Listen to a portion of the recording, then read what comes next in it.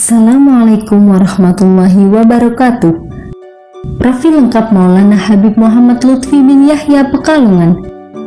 Maulana Habib Muhammad Lutfi bin Ali bin Yahya, beliau lahir di Pekalongan pada tanggal 10 November 1948 bertepatan dengan 27 Rajab 1367. Beliau dilahirkan dari pasangan bernama Habib Ali dan Syarifah yang bernama Sayyidah Al-Karimah Asy-Syarifah Nur. Sebagai seorang ulama yang karismatik, Habib Lutfi juga aktif dalam organisasi Nahdlatul Ulama sebagai salah satu anggota Syuriah PBNU. Beliau adalah salah satu ulama dan habaib yang disegani, Ketua Umum Majelis Ulama di Jawa Tengah, serta terpilih juga sebagai pemimpin Forum Sufi Dunia. Selain itu, Habib Lutfi juga menjabat sebagai Rais Am Jam'iyah Ahlu Thariqah Al-Mu'tabarah An-Nahdiyah. Nasab Habib Lutfi bin Yahya. Nasab dari jalur ayah, Habib Muhammad Lutfi, putra dari Habib Ali Al-Hafidh Ali Al-Ghalib, putra Habib Hashim, putra Habib Umar, putra Habib Taha, putra Habib Hasan, putra Habib Taha, putra Habib Muhammad Al-Qadi, putra Habib Taha, putra Habib Muhammad, putra Habib Syekh, putra Habib Ahmad, putra Imam Yahya Ba'alawi, putra Habib Hasan, putra Habib Ali, putra Imam Alwi An-Nasik, putra Imam Muhammad Maulad Dawilah, putra Imam Ali Maulad Darraq,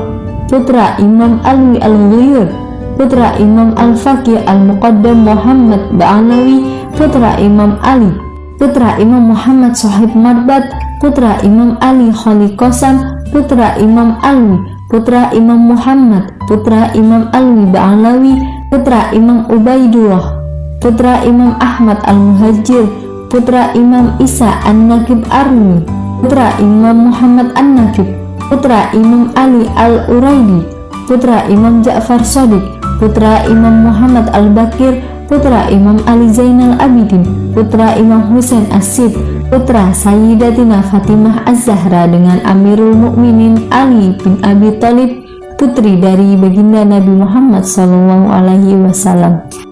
Nasab dari jalur ibu, Sayyidah Al-Karimah Asy-Syarifah Nur binti Sayyid Muhsin bin Sayyid Salim bin Sayyid Imam Sholih bin Sayyid Muhsin bin Sayyid Hasan bin Sayyid Imam Alawi bin Sayyid Imam Muhammad bin Imam Alawi bin Imam Al-Kabir Sayyid Abdullah bin Imam Salim bin Imam Muhammad bin Sayyid Sahal bin Imam Abdurrahman Maulana Dawilah bin Imam Ali bin Imam Alawi bin Sayyidina Imam Al-Faqih Al-Muqaddam bin Ali Ba'alawi. Pendidikan Habib Lutfi. Riwayat pendidikan beliau terutama mengenai pendidikan agama, terutama beliau mendapatkan ilmu agama dari ayahanda tercinta Al-Habib Al-Hafidh Ali Al-Ghalib. Setelah mendapatkan pelajaran agama dari ayahanda, beliau kemudian melanjutkan pendidikannya di Madrasah Salafiyah selama 3 tahun. Habib Lutfi bin Yahya juga pernah mondok di Pondok Pesantren Rawdatul Mubtadi'in Balai Kambang Jepara yang pada saat itu diasuh oleh Kiai Haji Abdullah Hasib bin Hasbullah. Setelah memperoleh pendidikan langsung dari kedua orang tua beliau, pada usia 12 tahun beliau mulai mengembara mencari ilmu. Pada usia tersebut beliau mengikuti pamannya Al-Habib Muhammad di Indramayu, Jawa Barat. Sejak saat itulah beliau mulai keluar masuk pesantren.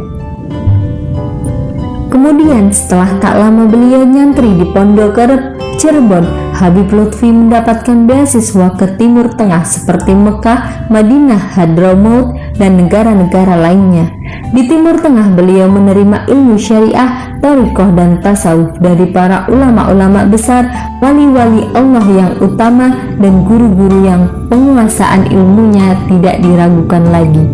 Dari guru-guru tersebut, Habib Lutfi mendapat ijazah khas dan juga am dalam dakwah dan nasyru syariah, thariqah, tasawuf, kitab-kitab hadis, tafsir, sanad, riwayat, dirayat, nahwu, kitab-kitab tauhid, bacaan-bacaan aurat, hizib-hizib, kitab-kitab sholawat, kitab thariqah, sanad-sanadnya, nasab, kitab-kitab kedokteran, dan ia juga mendapat ijazah untuk membaiat. Setelah 3 tahun di Timur Tengah, beliau kembali ke tanah air dan menyantri lagi ke sejumlah pesantren seperti ke pesantren Kliwut Indramayu Tegal, juga kepada Syekh Muhammad Abdul Malik bin Muhammad Ilyas Kedung Paruk Purwokerto. Selain ke Mbah Malik, pada masa itu Habib Lutfi juga berguru kepada Habib Ahmad bin Ali Al-Bafaqih Tambal Bali yang merupakan sahabat Mbah Malik. Kemudian beliau juga berguru kepada beberapa kiai dan habaib lain yang terkenal kealiman dan kewaliannya seperti Kiai Maksum Lasem, Kiai Dimyati Comal, Habib Soleh bin Muhsin Al-Hamid Tanggul, Habib Muhsin bin Hadi Berani, dan lain-lain. Habib Lutfi juga seorang pribadi yang sangat mencintai sejarah karena menurutnya jika seseorang tidak mengerti sejarah maka akan mudah dicabut dari akar jati dirinya sebagai pribadi dan sebagai bangsa. Itu sebabnya sejak tahun 1960-an Habib Lutfi bergelut dengan teks-teks sejarah dan berziarah ke makam-makam ulama dan aulia untuk membaca tulisan yang tercatat di nisan. Hingga sekarang pun Habib Lutfi masih gemar ziarah kubur. Bahkan dahulu ada istilah 3 serangkai ahli ziarah untuk menjuluki Habib Lutfi, Kiai Haji Fuad Hashim dan Kiai Haji Abdul Rahman Wahid atau yang kita sebut sebagai Gus Dur. Kata Habib Lutfi, kalau manisnya madu ilmu ingin cepat dirasakan, sering-sering ziarah makam ulama dan aulia. Puncak dari perjalanan ilmiah Habib Lutfi menurut penelitian adalah saat beliau mendapat ijazah secara langsung untuk berdakwah dari Nabi Muhammad SAW, sebagaimana yang dituturkan oleh Syekh Rajab Rib An-Naqsbandi, seorang ulama besar dan mursyid Thariqah Naqsbandiyah dari Suriah. Ada beberapa poin penting yang membuat kemanfaatan dan keberkahan ilmu dari Habib Lutfi, yaitu antara lain cinta, taat, dan patuh pada ibu. Selama proses belajar, Habib Lutfi bukan hanya belajar, tapi juga ikut membantu ekonomi keluarga. Termasuk dengan bertani dan berjualan kayu bakar, Habib Lutfi juga melakukan segala sesuatu secara atas restu dan doa ibu.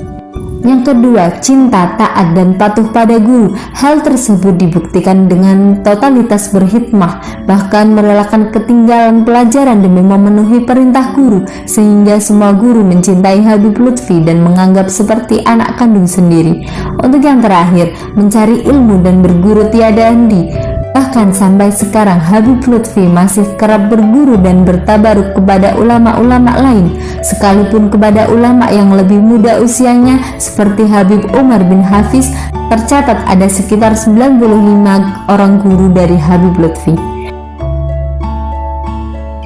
Tercatat ada 95 orang yang menjadi guru Habib Lutfi,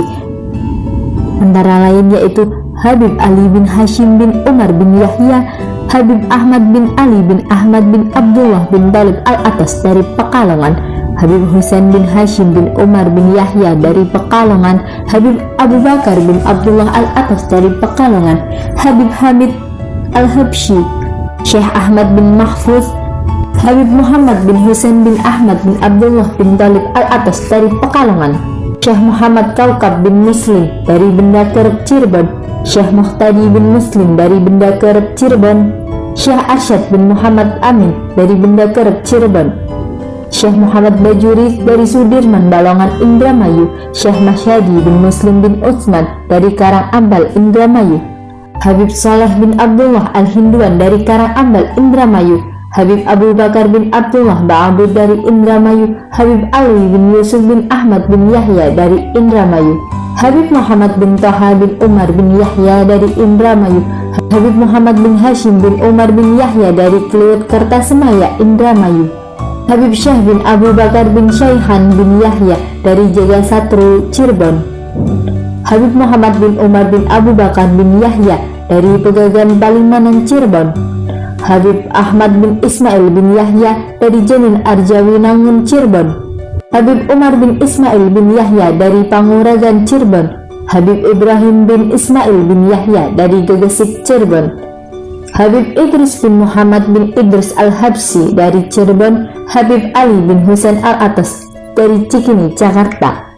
Habib Umar bin Hud Al-Atas dari Jakarta, Habib Ali bin Ahmad bin Abdullah bin Thalib Al-Atas dari Pekalongan, Habib Yahya bin Hashim bin Umar bin Yahya dari Pekalongan,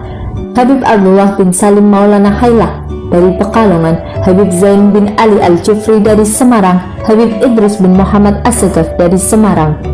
Habib Anis bin Alwi bin Ali Al-Habsyi dari Solo, Habib Abdul Qadir bin Abdul Rahman As-Sagaf dari Solo, Habib Umar bin Abdul Qadir Al-Idrus dari Solo, Habib Ahmad bin Ali Bafaqih dari Tambal Sleman, Yogyakarta, Habib Umar bin Toha bin Yahya dari Surabaya, Habib Muhammad bin Idrus Al-Habsyi dari Surabaya, Habib Saleh bin Muhsin Al-Hamid dari Tanggul, Jember, Habib Muhsin bin Hadi Al-Hamid dari Baran, Habib Abdullah bin Abdul Qadir Bil-Faqih dari Malang, Habib Hasan bin Utsman bin Yahya, Habib Utsman bin Alwi bin Utsman bin Yahya dari Jakarta, Habib Muhammad bin Akil bin Yahya dari Jakarta, Habib Ahmad bin Muhammad Al-Haddad dari Jakarta, Habib Abdul Qadir bin Ahmad As-Sagaf dari Mekah, Habib Ahmad Masyhur Al-Haddad dari Tarim, Yaman, Syekh Sya'duddin Al-Halabi Ad-Dimashqi dari Mekah, Habib Muhammad bin Alwi Al-Maliki dari Mekah, Habib Umar bin Muhammad bin Hafiz bin Syekh Abu Bakar bin Salim dari Tarim, Yaman, Habib Zain bin Ibrahim bin Smith dari Madinah, Habib Muhammad bin Alwi Al-Habsyi dari Tarim, Yaman, Habib Hasan bin Salim Al-Atas dari Singapura, Syekh Abdullah Al-Faqih bin Umar Al-Khatib dari Singapura, Habib Ali bin Umar Bafaqih dari Bali, Habib Muhammad Al-Qadi Al-Qaf dari Tegal, Habib Hasan bin Husain bin Muhammad Al-Haddad dari Tegal, Habib Muhammad bin Ali bin Toha Al-Haddad dari Tegal, Habib Akil bin Abdullah bin Yahya dari Kadipaten Majalengka, Syekh Muhammad bin Abdullah Haujah dari Semarang, Habib Idrus bin Abu Bakar Al-Habsyi dari Surabaya, Syarifah Zahra binti Abu Bakar bin Umar bin Yahya dari Surabaya,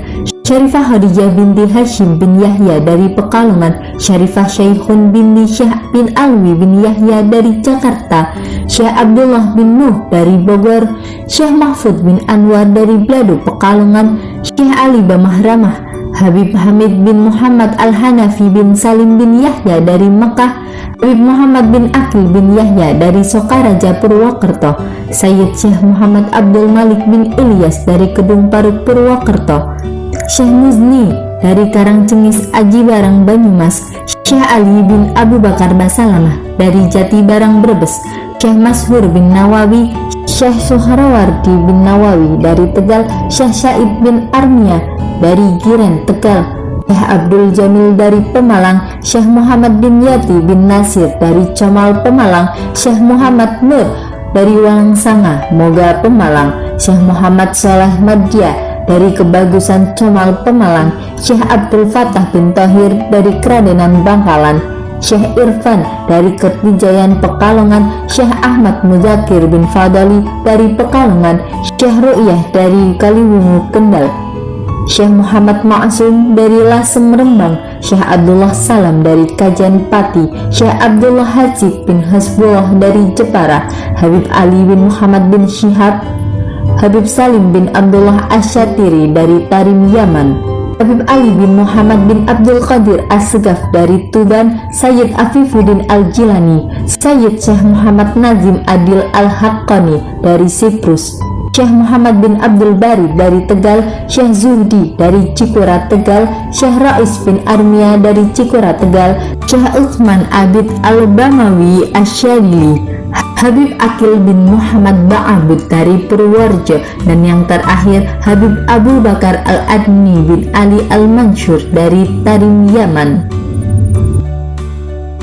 Tokoh muslim berpengaruh di dunia. Seiring waktu berjalan, beliau dikenal sebagai ulama karismatik. Dalam berdakwah, beliau adalah seseorang yang sering mengangkat isu-isu nasionalisme serta persatuan. Hingga akhirnya beliau masuk dalam 50 tokoh muslim berpengaruh dunia yang dirilis oleh Pusat Strategi Islam, The Royal Islamic Strategic Studies Center di Amman, Jordania.